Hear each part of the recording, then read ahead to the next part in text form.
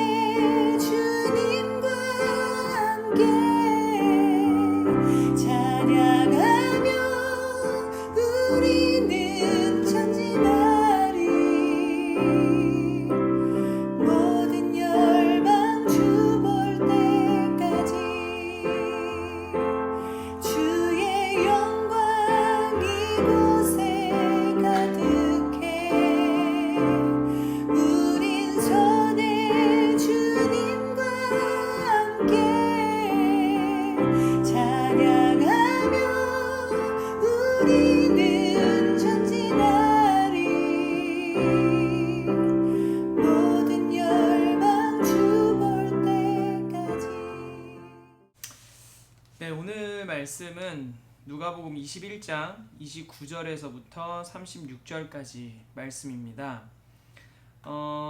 이 29절 이전에는 마지막 때에 대한 징조들을 쭉 이렇게 설명을 하시죠. 어떤 게 있고 쭉 이야기하시면서 이제 그런 징조들을 이야기하신 이유에 대해서 말씀을 하세요. 오늘 본문이 결론이죠.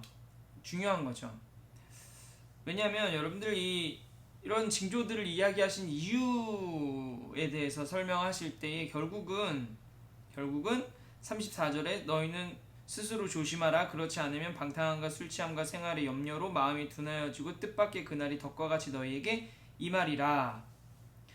36절에 이러므로 너희는 장차올 이 모든 일을 능히 피하고 인자 앞에 서도록 항상 기도하고 깨어 있으라 하시니라. 결국은 여러분들 이 당시 누가복음이 쓰여진 그 당시의 사람들은 곧 마지막 때, 우리가 흔히 생각하는 마지막 때가 올 거라고 생각을 했거든요. 근데 우리가 흔히 말하는 그 마지막 때는 오지 않았죠. 그럼 아마 100년 전에도 이 말씀을 읽은 사람들은 그 나라마다 아니면 여러 나라들 가운데 일어나는 세계 2차 대전이 일어날 때도 마찬가지였고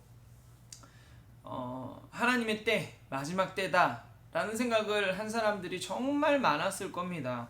지금도 여러분들 이 앞에 기록되어져 있는 징조들로 하나님의 때를 우리가 구분한다면 지금도 어떻게 보면 마지막 때라고 이야기할 수 있어요. 곧 오시지 않을까? 라고 추측할 수 있는 거죠. 근데 100년 전에도 200년 전에도 1000년 전에도 우리가 흔히 말하는 그 마지막 때는 아직 일어나지 않았던 거죠. 지금도 마찬가지입니다. 언제 일어날지 몰라요. 그러나 많은 징조들이 매년 보이게 되고 나타나게 됩니다. 그런 것들을 보면서 하나님의 생각, 하나님의 시간과 우리의 시간이 다르다는 것과 또 그런 징조들을 보면서 오늘 본문에서는 깨어있으라고 말씀하세요. 결국 이런 징조들을 말씀해 주시는 이유는 신앙의 긴장감을 갖게 하기 위한 그런 하나님의 말씀이지 않을까라는 생각들을 합니다. 여러분, 마지막 때 온 나라와 열방 가운데 임하게 될 마지막 때 뿐만 아니라 내 개인에게, 여러분들 한 사람 한 사람 개인에게 나타나게 될 하나님의 마지막 때는 반드시 오게 되고 그때는 알지 못합니다. 우리는 그 알지 못하는 때를 이 본문에서는 여러분들 긴장하고 깨어서 기도하며 준비하라고 이야기해요. 여러분들 우리가 신앙의 긴장감들을 놓치지 않기를 원합니다.